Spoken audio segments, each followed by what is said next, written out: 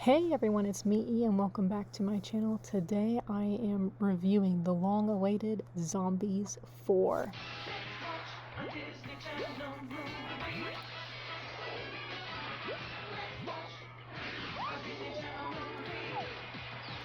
So I'm just going to give a brief disclaimer. Basically, anytime that Zed and Addison are on screen together or separately, I'm going to be having a good time.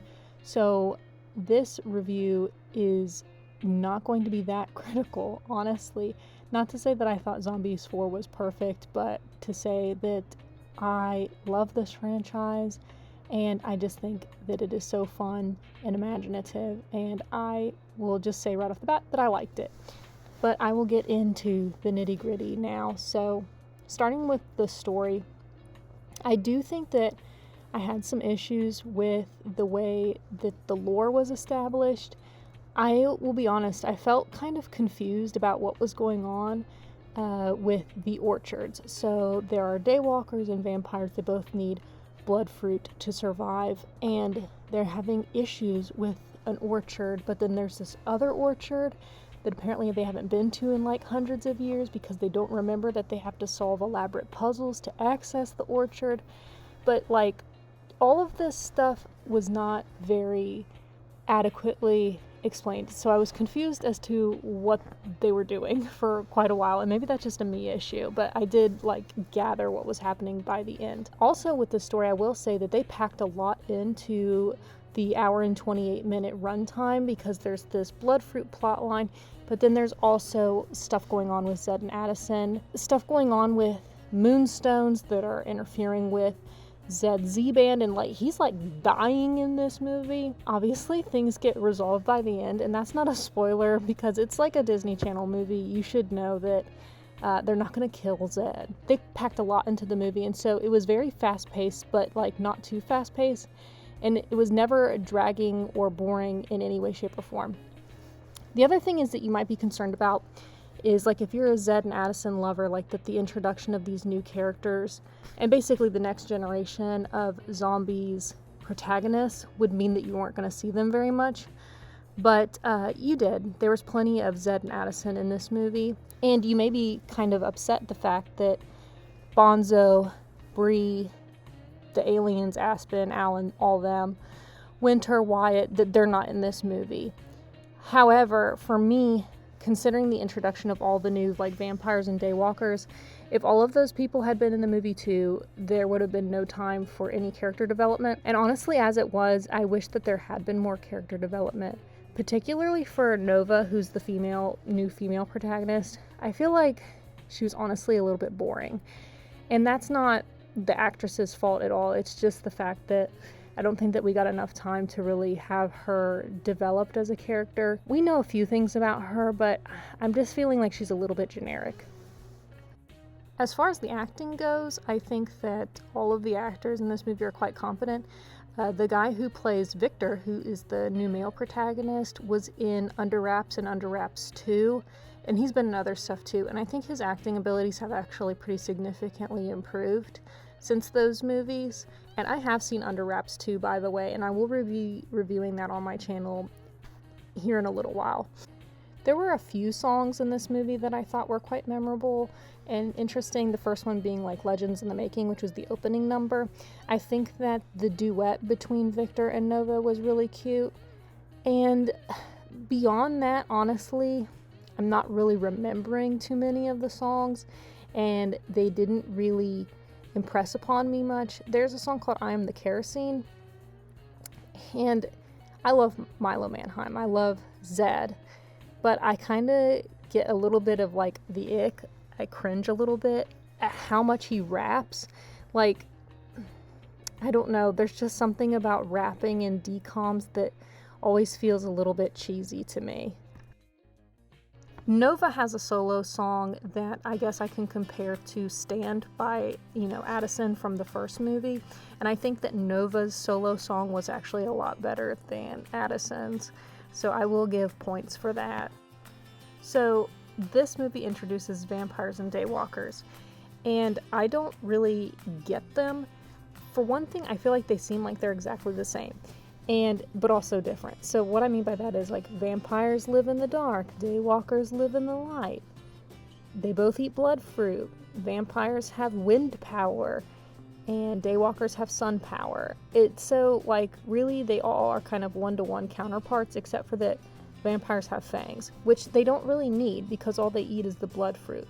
So to me, I don't think that the daywalkers seem monstrous enough for them to be called monsters, and the vampires are way too neutered. Like, I don't even understand why they're being called vampires when there's nothing vampiric about them. They do live in the dark, but it's not because the sun hurts them. They just, I guess, prefer it. And again, they don't even have a reason to have fangs.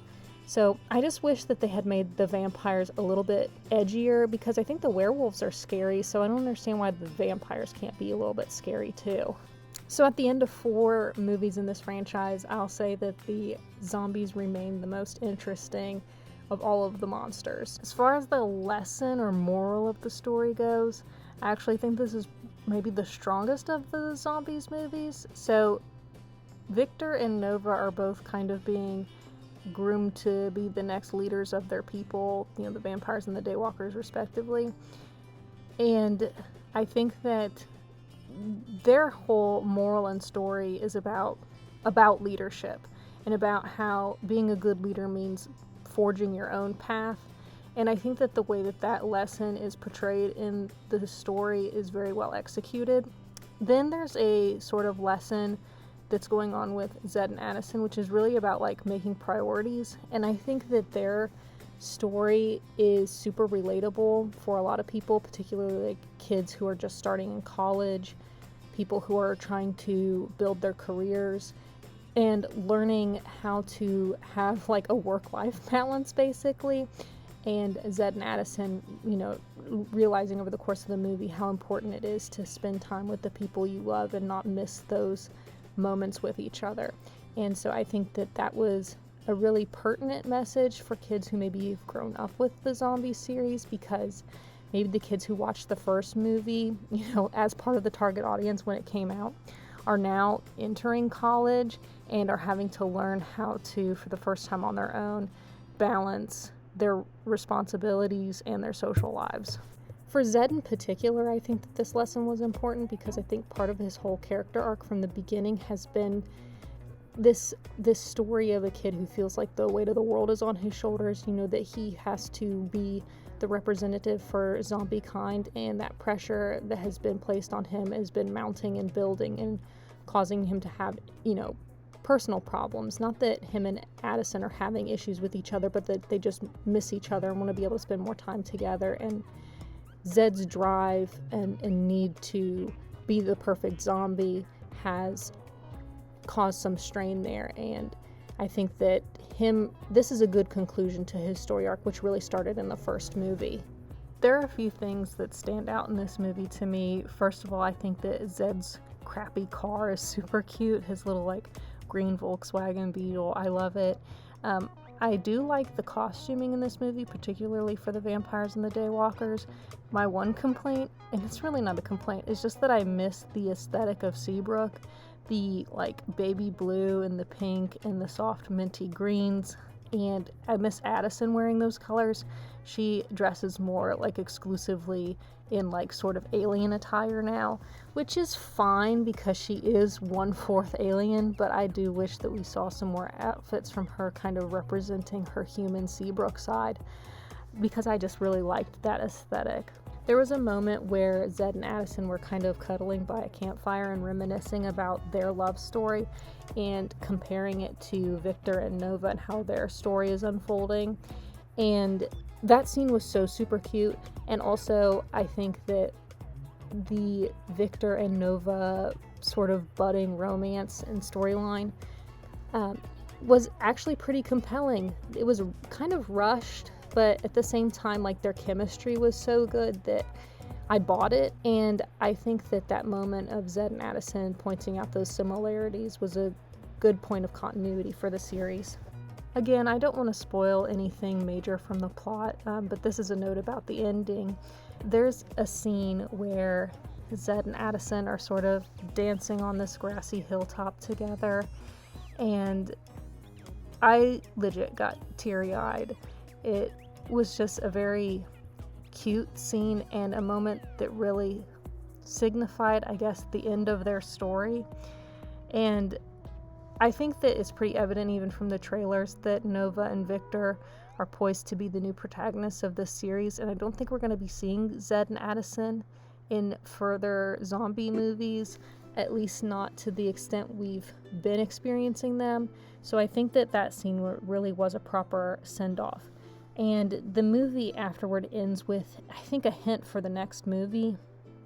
Nova and Victor, I think, are going to be facing a new challenge together, and I guess I feel pretty excited about it. Surprisingly, I thought I wouldn't be interested in zombies movies that don't have Zed and Addison in them, but I'm actually pretty legitimately interested in seeing what happens next with Victor and Nova. With all that being said, here are my ratings. The story I give a 3 out of 5, and point deductions for my confusion, which again could be my fault. The acting I give a 5 out of 5. The lesson I give a 5 out of 5. The songs, because they aren't that memorable, I give a 3 out of 5.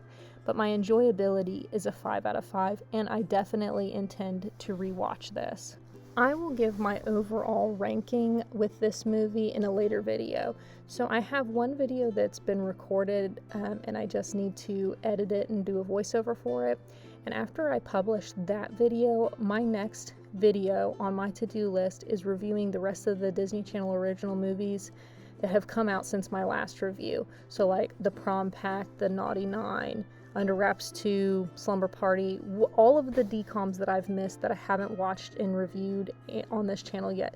That is my plan for my next video after the one that I've already recorded. So hopefully maybe by the end of August, and when I do that video, I will give a sort of updated ranking for the movies that I talk about in that video. So I will let you know where they fall on my mega list of over 100 DCOMs. But with that being said, that's pretty much the end of the video. You can see here the fan art is of Nova and Victor. I think this was a behind the scenes photo that the actors took. Malachi and Freya, those are the actors' names of Victor and Nova. And I drew Zed and Addison as little cupids because they totally were shipping them in the movie, and I thought it was so cute. But anyway, that's all I've got. I will see you in the next one. Bye!